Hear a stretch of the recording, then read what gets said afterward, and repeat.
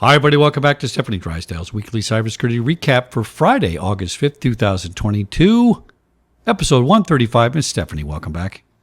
Thank you, Chuck. How are you? I'm a little nervous. So I'm doing Black Hat. We've gone over 100 shows, and I'm having a hyperbolic cybersecurity recap with these 100 companies. Tell me about all the stuff going on. It's unbelievable what's happening out there. Of course, you're in it every week. It's very eye-opening, isn't it, to be in this space, to read what's happening, look at people's solutions and stuff. I don't think it's getting any better. I think 2023 is going to be maybe not such a good year for the cyber stuff, but we shall see. Let's take it away, Miss Stefanie, and tell us what you have this week.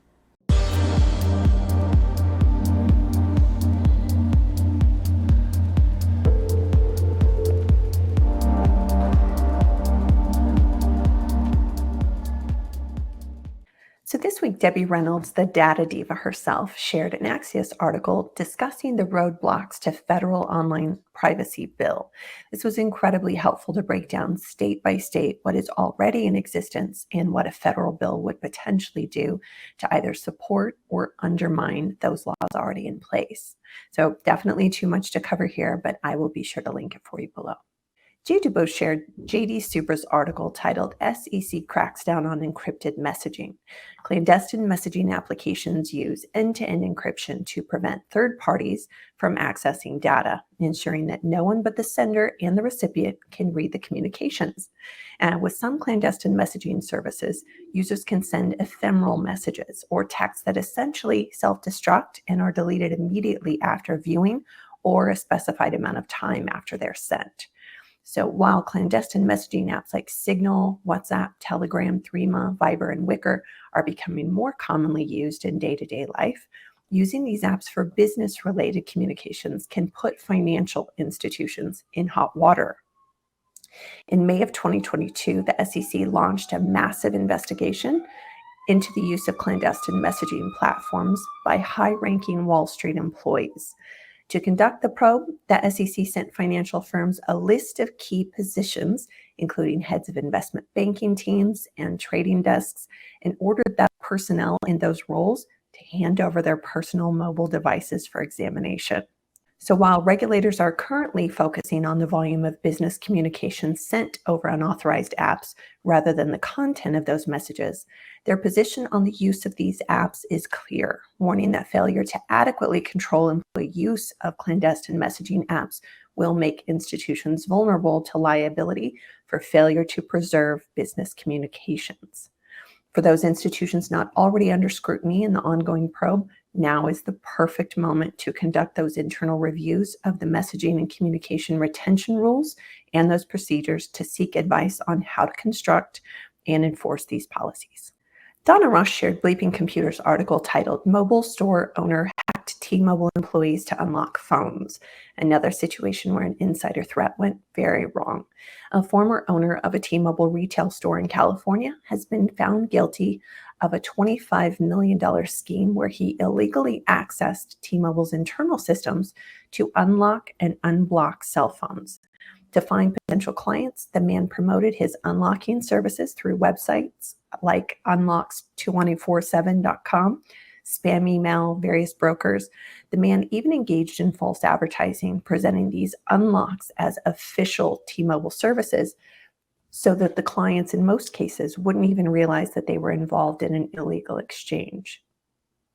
To perform the unlocks, he compromised over 50 T-Mobile employee credentials, many belonging to high-ranking employees with powerful privileges.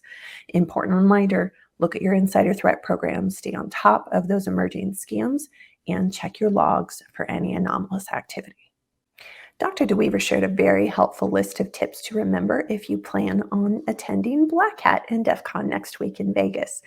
For those less familiar, this is considered hacker summer camp to those in the industry and can be filled with lots of mischief and even some nefarious intent. To avoid becoming the low-hanging fruit, Dr. DeWeaver has given us some helpful advice for securing your devices, credit cards, and other personal information. I'll be sure to link it for you. Thomas O'Malley shared Brian Krebs' article titled "Scammers Send Uber to Take Elderly Lady to the Bank." Another horrible case of cyber criminals preying on the elderly, this time even going so far as to order an Uber to take the victim to the bank to send them money. The scam started like many, with a phishing email prompting the victim to call the scammer, then granting remote access to their computer or their device. At that point, the criminal preyed on the victim's empathy by saying that they had inadvertently transferred too much money to her account and would lose their job if she didn't help. Thankfully, in this situation, the victim eventually paused to ask for help from a trusted source and thwarted the transfer of any money to the criminal. Many victims in these situations are worried that if they ask for help, they will lose their financial independence, or perhaps they don't know where to go for help. In addition to friends and family providing awareness and empathetic support to their loved ones, it's become even more important for company employees at banks and other retailers that sell gift cards, etc., to be able to recognize a potential victim and offer them support. And with so many unfortunate layoffs announced this week, a very special thanks to Darlene Fawcett for sharing the July edition of Open Corporate Security, Cyber, and Resilience-related roles on behalf of the ASIS Houston chapter. I'll be sure to link it for you. And that is what I have for you all this week. I hope everyone is getting every little last drop of summer in and enjoying it. How about you, Chuck? Are you able to enjoy your summer with all of this crazy black hat planning? No. They've been inside my box all week trying to screw around with my lettering and graphics, and it's a little stressful. So I stay in my nice air-conditioned house. I'm going to ride out the rest of the show. I don't blame you at all. Well, enjoy. I hope things go smoother for you and everyone else. And I will look forward to seeing all of you next Friday.